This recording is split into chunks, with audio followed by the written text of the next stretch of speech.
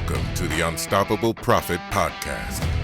Wherever you are today, if you're starting with nothing or are well on your way to the success you desire, with the right people, processes, and promotions in place, you will be unstoppable.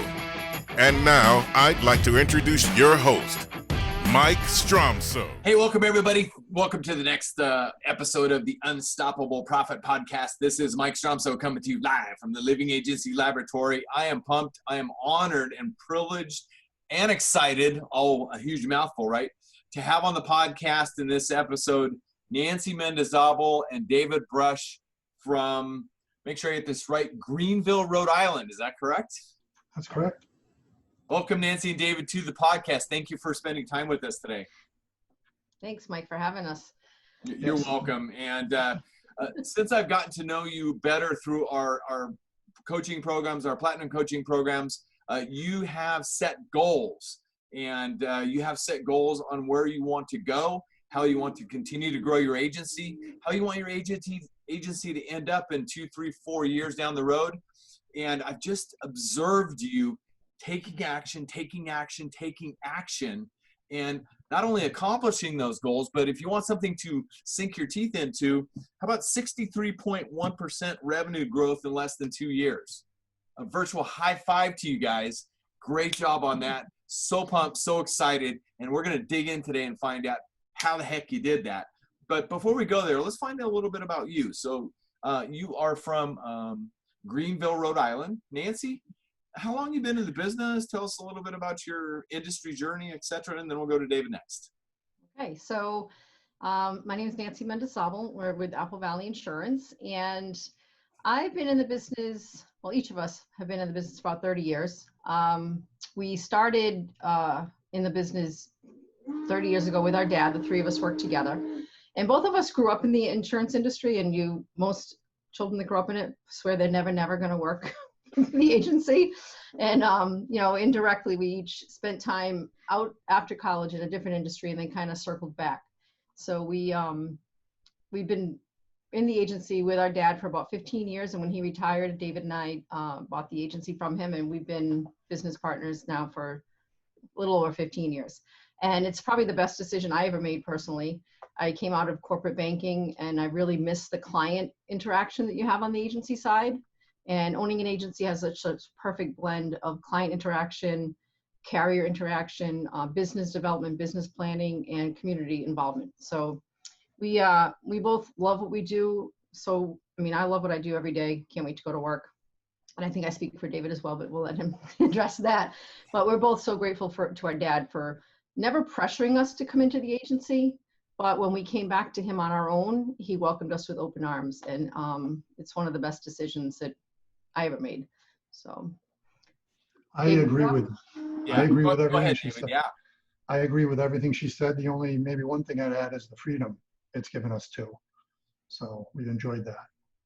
Yeah, fantastic. And Mike, you mentioned that we're in Rhode Island. So we currently have 6 team members, 5 full-time and 1 intern. David's daughter is working for us for the summer, and she's a godsend. So we have 6 team members right now. And I think that we're a pretty normal agency, average agency. Or maybe we'll talk about that a little bit as we get into the session. So, well, I'm going to help you maybe shift your mindset just a little bit, because that's part of what I try to accomplish in everything that we do, because I don't view you as an average agency at all. Hey, David, before we get moving to the first topic matter, anything else to add on your end? No, I love working with my sister. It was a lot of fun when the 3 of us worked together too. My father, my sister, and I. We had great times together when we worked together. Yeah, and I will suggest from the outside, I know your dad has to be uber proud of what you've accomplished so far, and kudos to you for carrying on the legacy, continuing to build the agency.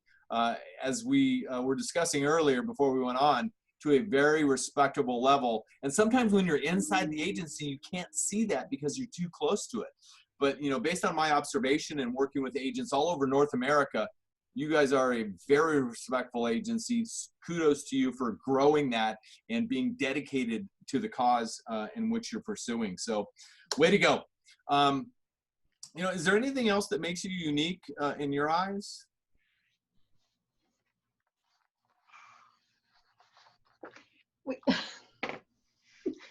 So we talk about this once in a while.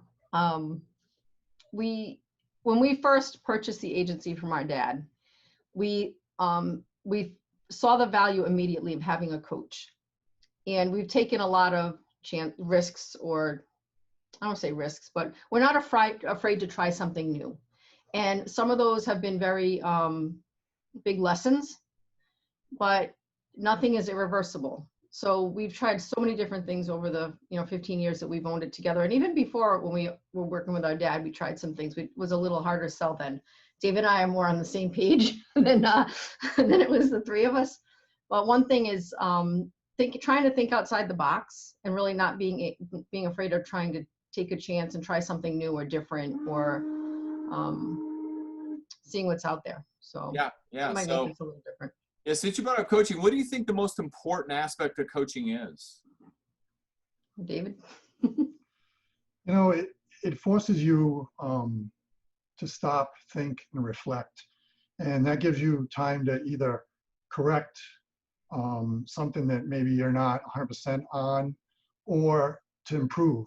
So by getting into a coaching environment, it forces you to take the time consistently to just reflect, realign, and improve. And little increments over time make a big difference. Small choices plus consistency over time, right? Yes. Kudos to you. Do you feel that you would be as comfortable as you are today in the chairs that you're in from an agency owner standpoint as you are now, say, without the coaching that you've experienced over the years? No. Okay. Yeah. No, I think we realized pretty quickly that when you're an agency owner, and David and I are fortunate because we have each other to either bounce ideas off of or to hold each other somewhat accountable, but that's not either one of our strengths, the accountability piece. And we realized pretty quickly that we didn't have a boss to answer to. Right. And we had each other. And we've searched for, we've experienced several different coaching environments. The one with UPP is working really well for us. We find, Mike, you're awesome, and we love the mastermind piece of it.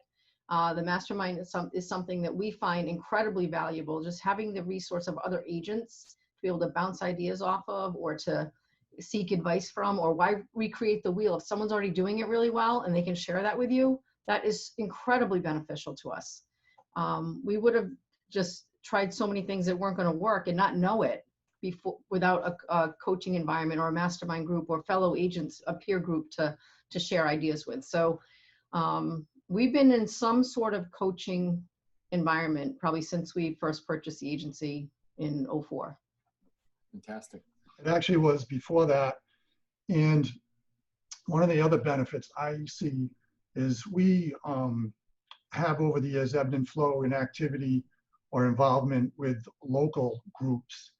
And when we join groups that are more on a national basis, the ideas freely flow, and it's not like a protection type of thing where they're trying to protect their turf or their trade secrets locally. And I think that's a big benefit too, to join a group that's on a national level. And it doesn't mean you have to travel or anything. With Facebook today, you can join groups, or on podcasts like this, you can join groups that through the internet or virtually too. So yeah, and we are in the next normal, right? And we are resetting as business organizations. And now what we're doing right now, as an example, will never go away. In fact, I think it will become to an extent the next normal. Instead, am I going to get on an airplane, or am I going to be okay doing this virtually, right? Mm-hmm. And asking that question, we had no plans to go into this topic of conversation, but thank you for sharing. From the outside observation, what makes you guys unique?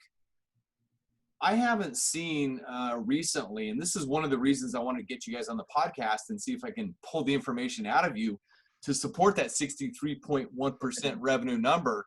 Why you guys are unique because of the fact that you've figured out a very sweet blend of organic growth and acquisition growth to support that.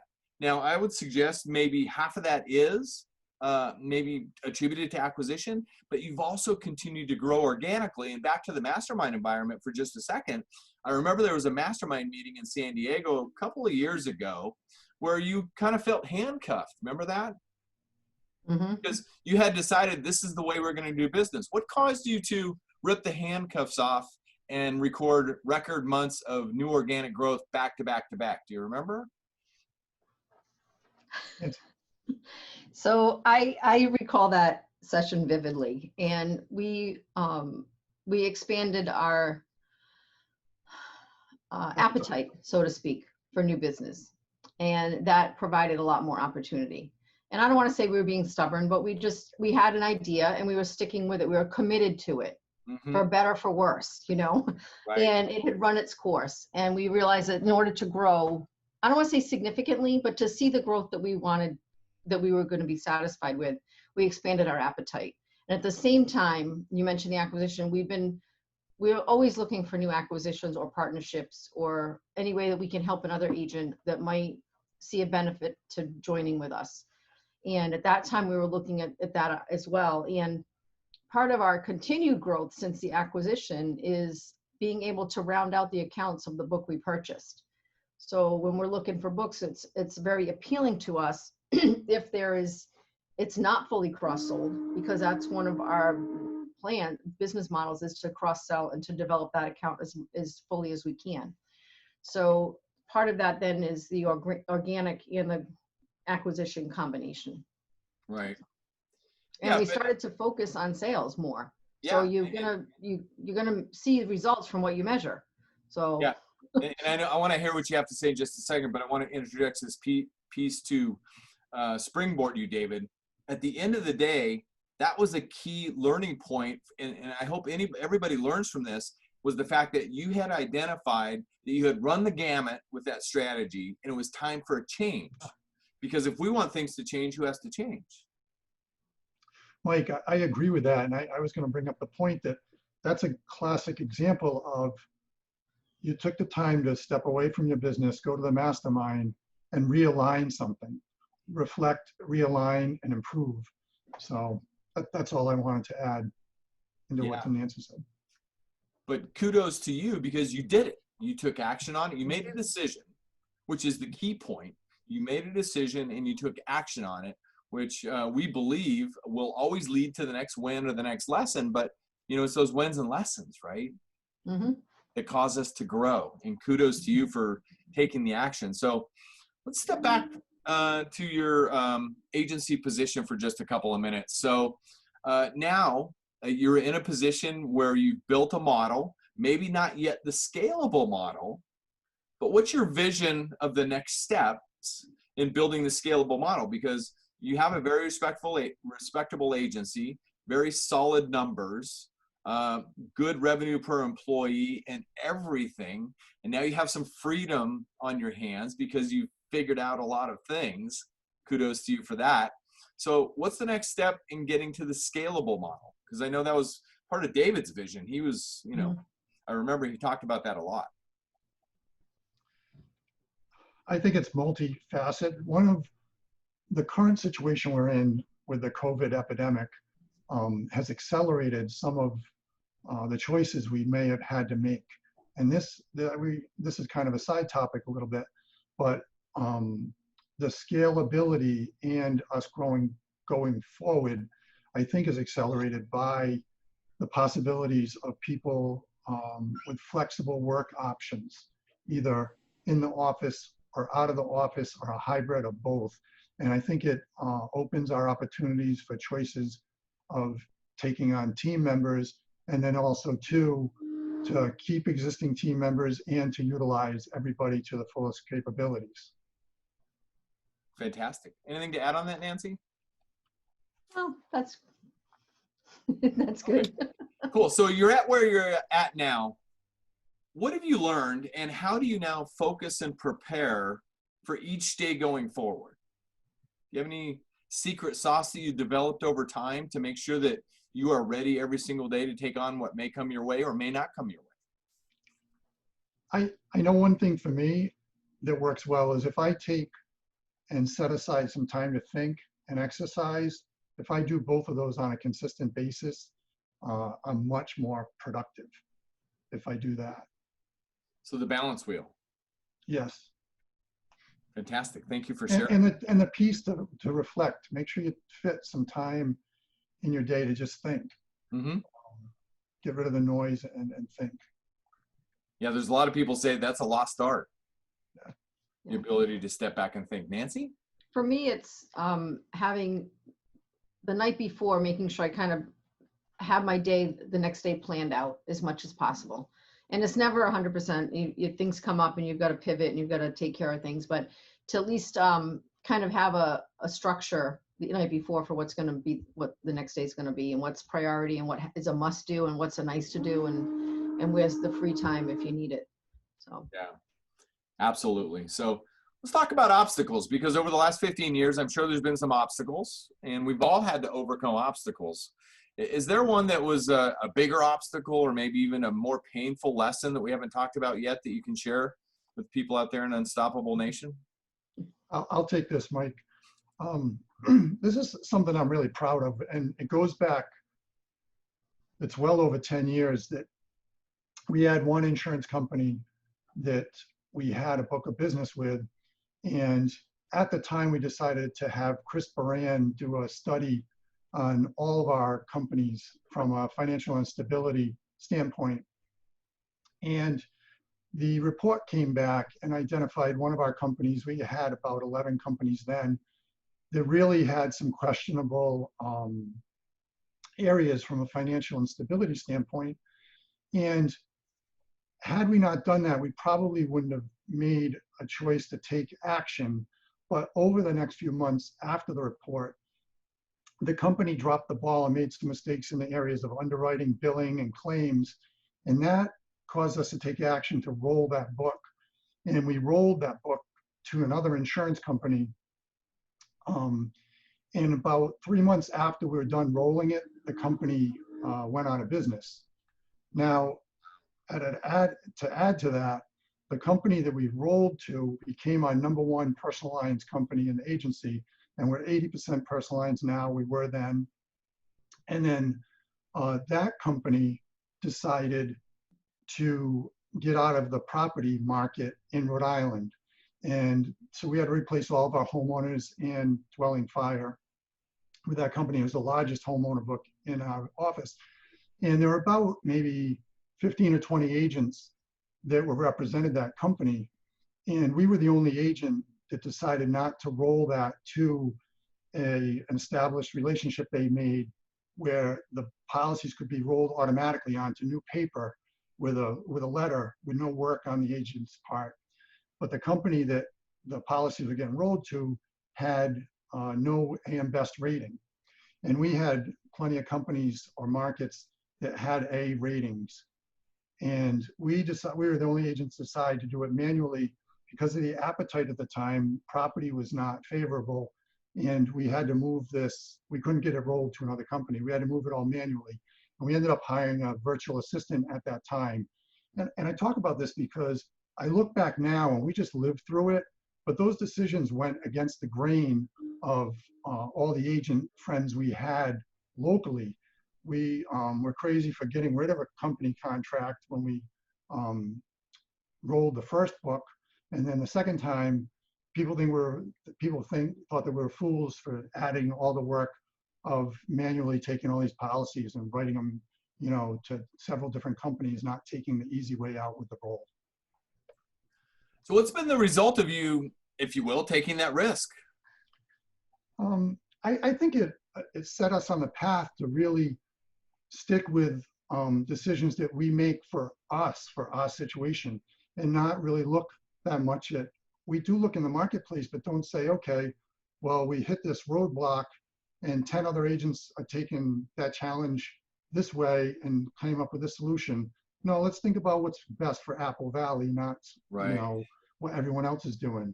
And if it happens to be the same thing, it does. If it isn't, we're not afraid to go against the current to do what's best for our agency and our people. So you've built your risk gut, so to speak, through that. And, in the words of one of my mentors, Jim Rohn, he said, it's what you become through the process that makes you who you are. Now you guys are risk adverse. You're not afraid to take risks that are good for Bob, right? Yes. Right. Bob Bing Apple Valley Agency, AVA. Congratulations. Yeah, please go ahead. I was just going to add in there too that I think it gave us the confidence to take control of our own destiny and make things happen rather than letting things happen to us.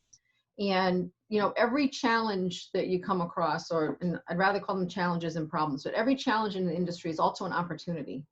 Right. And we really try to take the focus off of the negative piece of it and say, what opportunity is there for us out of this process or problem or challenge that's put before us? Right. And when David was talking about that book roll, our challenge with that was that the company that was pulling out of that home property market was a very stable, traditional A-rated company, one of the highest A ratings for years and years and years. How could we then tell our clients that that was such an important thing to be with a really stable A-plus company, and now we're going to move you to a company that did not have that same rating when we had other options available? So it really gave us I think it gave us perspective as to do what's right for the client and not maybe what's easiest for us. Right. And it just solidified that bigger picture is pretty important, and you have to look at your long-term goals, not what's going to take care of your problem, you know, be the easy way out right now or the easiest thing right now. So. Well, in the words of Les Brown, if we do what's easy, our life's going to be hard. Mm-hmm. If we do what's hard, our life will be easier. Yeah. And in the moment when, you know, that is unknown, it's hard to do, right? Yeah. Yeah. But, you know, that's why you guys are making the progress, albeit it was a few years ago that you went through this, but now looking back, it was a key turning point. Yeah. Would you agree? I think it was a key turning point and set us up, like Nancy said, to have the confidence to make decisions like that. And, you know, stand alone if you have to do it too. That's right. That's right. So what do you think the most critical skill an agency business owner needs to have or master in order to thrive today, looking back over the last 15 years? Is there one or two things that you can pick out? From my perspective, I think the most important thing today is continual investment in technology and learning. And learning, I don't just mean for the owner, I mean the whole team. And I might add to that, just be open or ready for change and opportunities. Right, right. Yeah. Nancy, anything to add on that? And I'd add in the ability to be open to opportunities. I mean, we've said this several times, but to seek out help from others. You know, there's so many people in our industry know so much and are willing to share.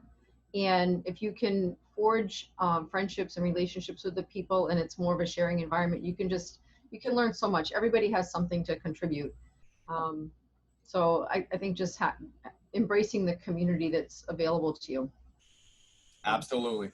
Could not agree more. I reflect back to, it was last century, I know that. 98 or 99, I was sitting in an environment and I said, these people already have it all figured out. And a lot of those learning moments for me were outside of our industry too. And like, I don't have to figure it all out myself. I'm just going to become a massive implementer.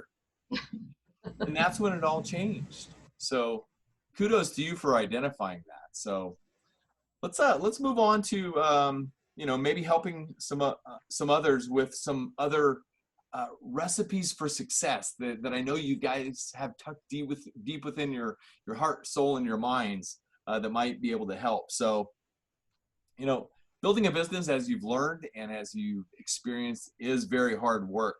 But when we have the right strategy, it can make all the right difference. So if we think about the people, the processes, and the promotion, from a strategy standpoint, let's talk about the people for just a minute. Mm-hmm. What are some wins and lessons with regard to people based on your journey so far? We talk about this often, that you need to be happy and friendly and think positive. You can teach people insurance. You can teach people, you know, how to do processing, how to quote and rate, but you cannot teach people how to be nice and how to care. And that's one of the things that, you know, when you look at people, you need to have a base level of skill set, obviously, when you come in, but a lot of the core behaviors in your mindset is something that is just, you either have it or you don't. Right. Agree. I agree. Good? Happy, friendly, and do the right thing. If Yep. the person's going to do that, you can teach them anything else. But Absolutely. Yeah. And we were recently talking about, we both learn and grow from each other and huddling with each other. We were talking about our core values, right? I mean, Apple Valley Agency has core values, and that's who you are. And now, before we went on, you also mentioned that you've had some success recently in recruiting in the first P realm. Kudos to you there. Yeah. So we're hoping to bring on two new people shortly. So Fantastic. for our team. Yeah.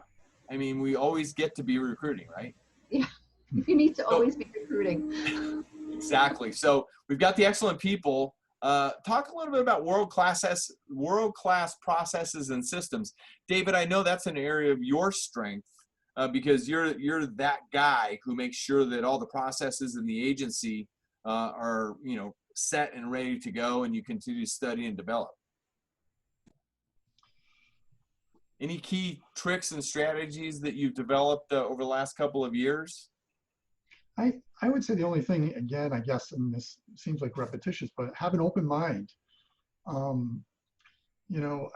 think of some of the things we've done over the years that have made small or great impacts, and it's just trying things out, trying to improve them, maybe get rid of them if they don't work, but continually just have an open mind. I think of all the things that most agents have brought on, dual monitors, e-signature, texting, all these things help you and the client too for the experience, but just have an open mind to just keep on trying these things. And getting everybody on EFT, taking that equation out of it. Let's talk about this for just a minute. I mean, before the current adversity, you had a fair amount of walk-in traffic, right? We did. We had not a lot, but enough.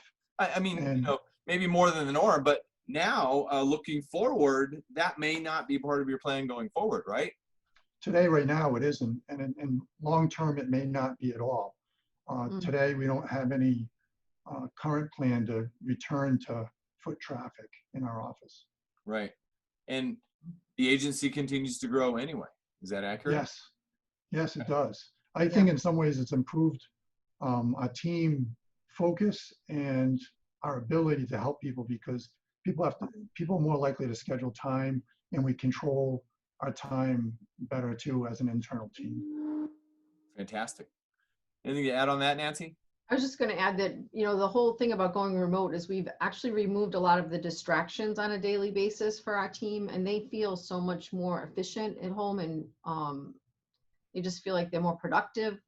And I think one thing they mentioned is that they have a little more control of doing the work on their schedule rather than being at the mercy of people walking in the door. I mean, they've still got the phone calls, but they can time block their day much more effectively and not have the interruptions of, as much as you tried to get people to schedule appointments to come in, you still have people who just pop in for something, and that can change your flow of how the day's going. Now they're much more structured. They've got this that they want to get done first thing in the morning because that's their on time and their time that's really productive and the stuff they really got to be able to focus on and think about.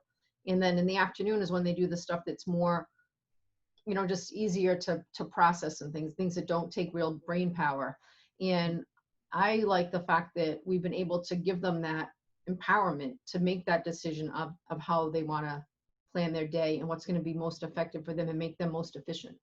So what would you say to the agency owner who's watching or listening to this right now, who's thinking, well, how do I know they're really working the entire day?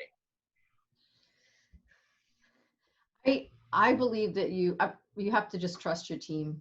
And I think as you get bigger, we're still a small agency. There's 5 of us, and one part-time. So it's easy for me to be able to tell when things are getting done and if things are starting to, if they're feeling overwhelmed, and they're not afraid to come to me and say, I'm just really busy right now. Can someone else take care of this? And we shift it a little bit. But I've never been one to micromanage. I truly believe that people do what they need to do and they'll do the right thing. And I haven't had any reason to not believe that.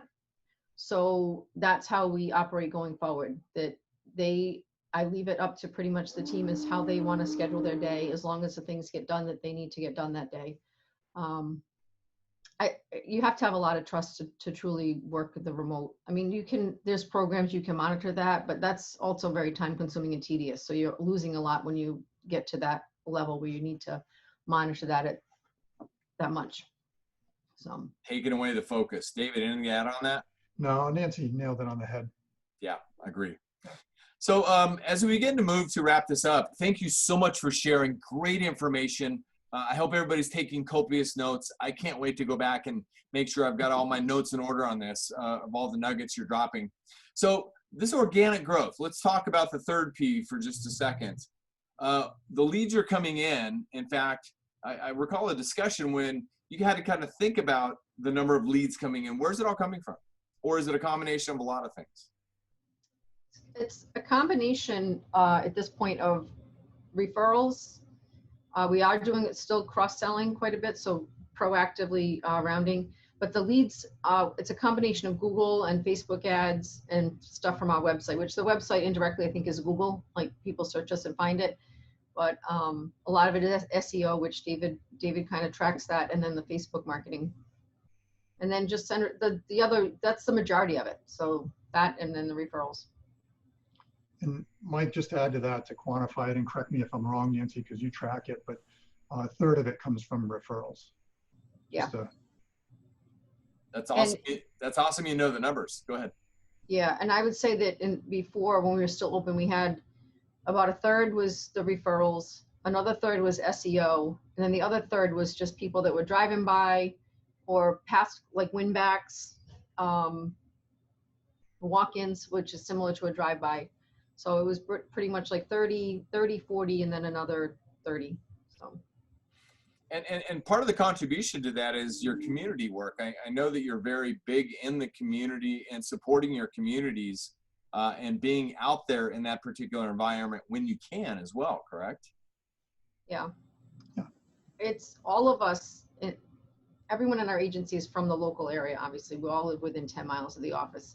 And it's very important for us to be able to give back to our community because all of our clients, 85% of our clients are within a 10-mile radius, or 80%, 10-mile radius. So if it wasn't for all those clients, we would not be able to